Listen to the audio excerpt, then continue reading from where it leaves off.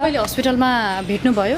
भइसके भेटेर होइन, हिजो भेटेँ, अस्ति भेटेँ। म हस्पिटल ल्याएको दिनदेखि यहीँ हो, हिजो चाहिँ रुममा गएको हो। कति % जति जल्या थियो उहाँको शरीर? 90% जलिसक्यो, ठुलो भाग सबै जलिसकेको छ, 5% नै छैन भनेको थियो। अब के भयो, झगडा धेरै भयो होइन। त्यो सरो भन्ने चाहिँ फ्यान आइडीबाट फेक आइडीबाट आएको थियो होइन। झगडा धेरै भयो। अब एकछिन आऊ न हाम्रो रुममा सल्लाह गरौँ होइन, तिनै मिलेर अब सल्लाह गरौँ, यहाँ आएर कुरा गरेर जाऊ तिमी पनि भने होइन। त्यही लाइभबाट म ठ्याक्कै म पनि अफिसमा भएँ होइन, म पनि लाइभबाट गएँ। लाइभबाट गएको 1 घन्टापछि 1 र 1.5-2 घन्टाको बिचमा उसले आफैले आगो लाग्यो भन्ने कुरा सुनियो क्या। किनकि उसले त्यो सरू र अनुरे भेट्नलाई बोलाएको थियो नि, उसलाई भेट्न बोलाएको छ।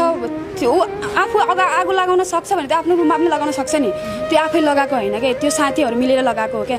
किनकि त्यो जसले पनि गरे त्यसलाई कडाभन्दा कडा सजाय। अनु र सरू भन्नेले चाहिँ अहिले बहिनीलाई चाहिँ आगो लगाएर मार्यो भन्ने चाहिँ तपाईँहरूको आरोप? हजुर हो, किनकि उनीहरूले बोलाएर उसको रुममा गएको हो नि। त्यसले झगडा नि धेरै भयो होइन। झगडा नि यस्तो के कुरामा झगडा हो खासमा चाहिँ?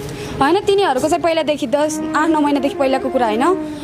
त्यस्तो सुन्दाखेरि चाहिँ अनुरे अनि सरूले अनि मेरो बुढासँग बोल्ने यस्तो उस्तो भन्ने चाहिँ कुरा आएको थियो, आरोप चाहिँ लगाएको थियो होइन। त्यो घटना चाहिँ खासमा के हो? अब पेट्रोल लगाइयो भनेर भन्यो, त्यो दृश्यहरू पनि हामीले देख्यौँ। असाध्यै धेरै त्यो हेर्नै नसक्ने दृश्यहरू थियो, ट्याक्सीमा हालेको त्यो भिडियोहरू पनि हामीले